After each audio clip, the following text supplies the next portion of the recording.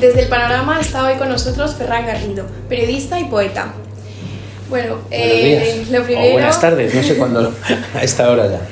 Lo primero vamos a empezar hablando un poco de tu carrera periodística. Actualmente trabajas en Radio y Televisión Española. ¿Cómo describirías la experiencia de trabajar en la televisión pública? Tanto en radio como en televisión, toda mi carrera se ha desarrollado en la pública. La experiencia en la pública, para mí ha sido muy buena. En serio, yo a lo largo de toda mi carrera lo he llevado con muchísima independencia. He recibido pocas presiones. Una festividad, la de Reis. De Televisión Española, situado justo en pleno centro del Paseo del Prado. No me quejo de todos estos años en la pública. Y en cuanto al futuro de los jóvenes periodistas, ¿lo ves complicado? Buena pregunta. A ver, nosotros tenemos la obligación de devolverle la dignidad a esta profesión y vosotros tendréis el reto de consolidarla. ¿Por qué vuestro futuro es complicado? Vuestro futuro es complicado porque la profesión, con todo lo que te acabo de contar, ya te das a entender de cómo está mal.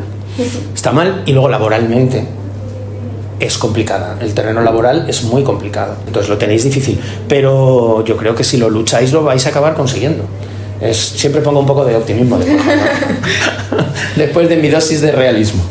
A lo largo de tu carrera también te has dedicado a la poesía, has publicado varios libros como Reflejos o Te escribo esta carta, pero realmente, ¿cuál fue tu primer encuentro con la poesía? Es que esto o te gusta o no te gusta.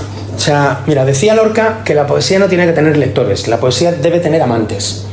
Esto es un poco así, y yo empecé a leer poesía, pues supongo que de crío.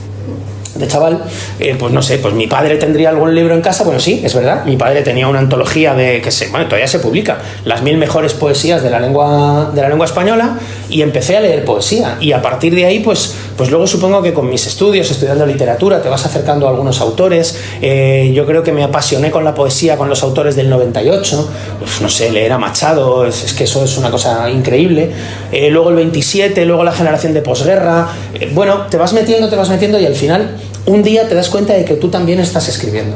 Y bueno, yo lo utilizo un poco como terapia, mi dosis diaria de realidad por culpa del periodismo. Entonces, bueno, pues me abstraigo un poco de la realidad escribiendo versos. Es verdad que mi poesía tampoco es que se aleje mucho de la realidad.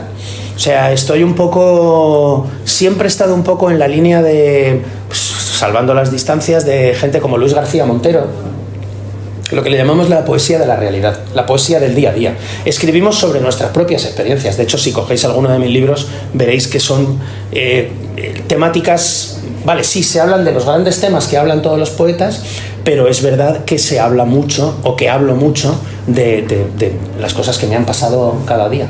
Vale, para hablar un poquito de la actualidad, el año pasado, en 2023, publicaste tu cuarto poemario, A la tierra te escribo, donde hablas de amor, de libertad, de guerra. ¿Qué es lo que más destacarías de este poemario?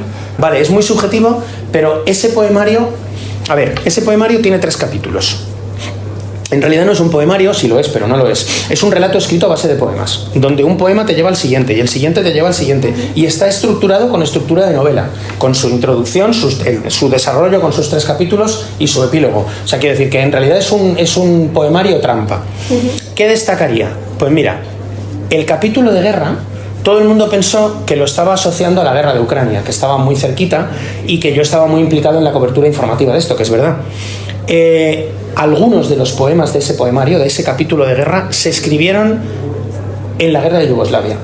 Los guardé en un cajón y no me atreví a volver a sacarlos durante, ¿cuántos? 30 años, prácticamente, quizá más.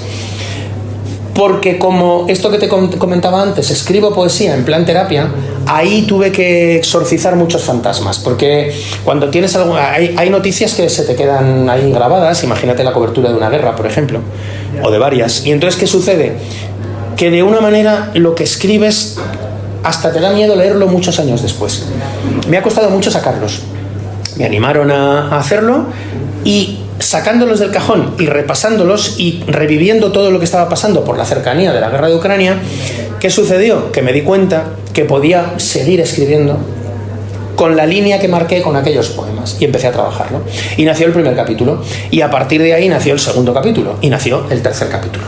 Cada uno de ellos está dedicado a uno de mis poetas favoritos, porque en realidad cada capítulo arranca con unos versos dedicados al amor, a la guerra o a la libertad, precisamente de estos poetas, y después el desarrollo del cuerpo de toda la historia es mío. ¿Y por qué decidiste que tus poemas tenían que ir acompañados de una imagen, de colores, de formas? Porque me encanta, a ver,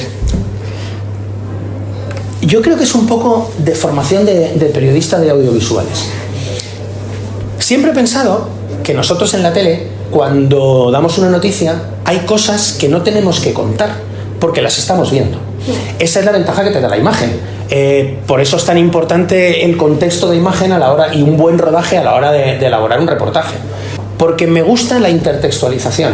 Si tú ves el poema, o sea, las fotos que llevan los poemas en mis libros no son una foto decorativa.